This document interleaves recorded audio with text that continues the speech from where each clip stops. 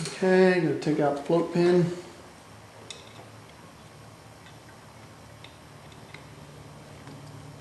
If I can. Oh, where's that?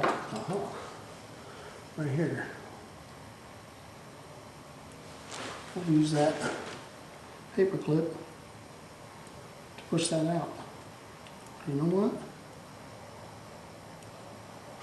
That's the toughest float bowl pin I've ever seen. That thing don't want to come out.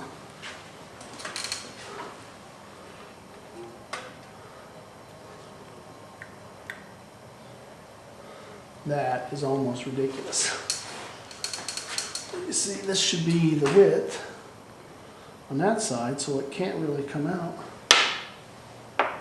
if it's loosened up. Usually those things just slide, and that thing is tough as nails. And you break that, and you're toast. So I gotta be very delicate with this. See if I can't squeeze that to pop that out the other side.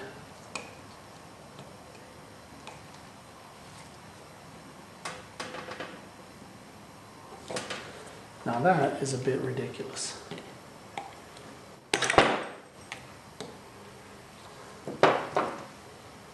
I noticed it's got knurled edges on it. Oh, you know what? No? I thought I had a screw end on it. At any rate, I gotta get that thing out of there. Guess I'm gonna have to tap it with a pin from this side over here and push it out. I don't like the idea of that, but it's what it's gonna have to be. Okay, a delicate job calls for a delicate tool, and that is this hammer. I'm going to see if I can get this just loosened a little bit. Man, I'm so freaking nervous about this, because if I break this float, I'm freaking toast. It ain't starting, and I want to ride tomorrow. I'm trying to figure out the best way to go at it. Maybe I can put it on its side like this.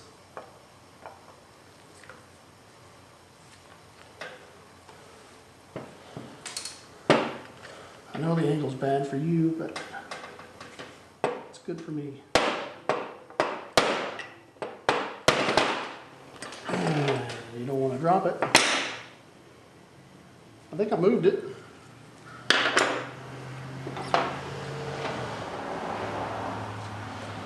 Let's see if I can get a hold of it, pull that thing out.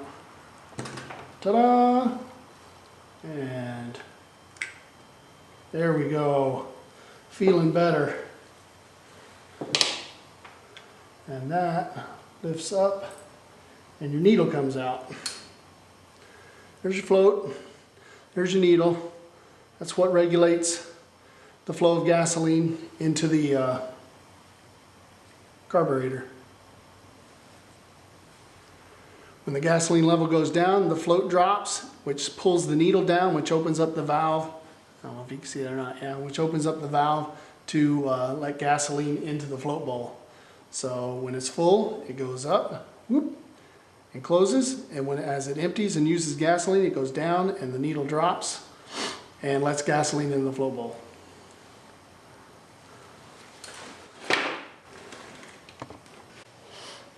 Alright, time to remove the jets. Put this thing over here.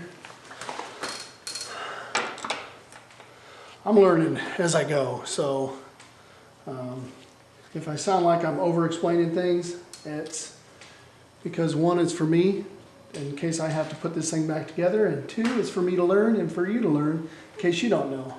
But we're going to take out the, what they're calling the slow jet. Remove the slow jet with a flat blade screwdriver.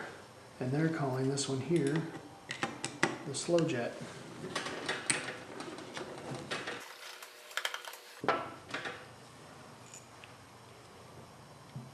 Okay. So there's that. That'll have to be cleaned. And you know what? I think I'm going to clean these one at a time right now. Or no, I'll just label them. Just label them. And then I'll clean the carb. And then I'll clean the jets as I reinstall them. So they're calling this the slow jet.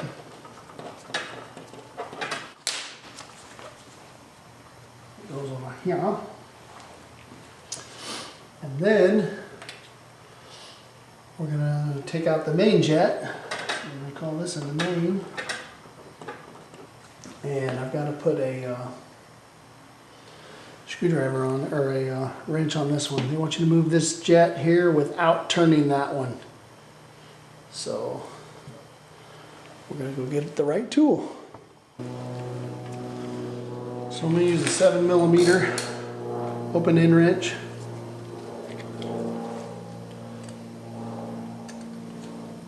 I'm going to hold that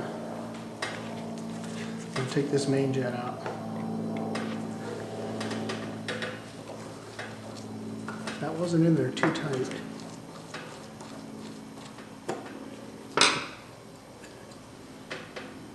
Okay.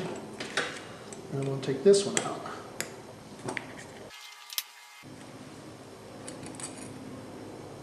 Oh, looky there.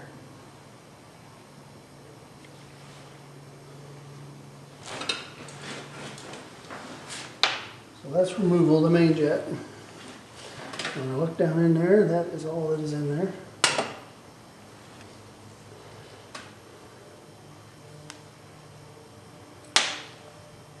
Oh, that's nice. Fuck. I didn't see how that came out there. Alright, so this came out of the main jet in here. When I flipped it over, I didn't think there was anything else to come out. When I flipped it over, it fell out, and I didn't see how it went in there. It's obvious that there is a bump here, and there is a narrow side and a longer side. I guess I have a 50-50 chance of getting it right when I put it back in. But it looks like, according to the service manual, the way they're holding it, the long end goes in first. So, hopefully I'm right. That makes me mad. I didn't see that that was going to fall out of there. Next thing it says to do is to remove the pilot screw. It also says the pilot screw should only be removed by a qualified Kimco service center. Of course, it's the one with the cap on it. If you look around, where's it at? Right in here. There's a cap there and then a screw there. If I'm correct in thinking you need a special wrench, yeah, it says you need a special wrench to get that off. So I'm not even going to mess with that because I don't have the wrench and I don't have a Dremel tool to cut a line into it to make it a flat screwdriver end to undo it. So I'm not going to mess with it.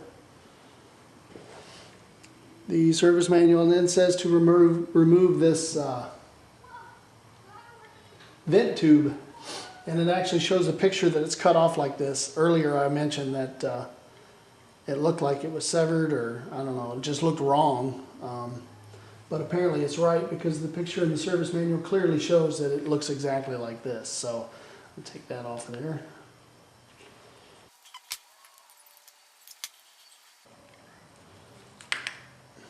So that comes off. And now we're down to cleaning. Basically what I'm going to do is just clean every freaking passage that I can. Mainly these passages here. And here. Clean out the float bowl. Just clean all the parts generally. Anything that is metal only I'm going to clean with carb cleaner.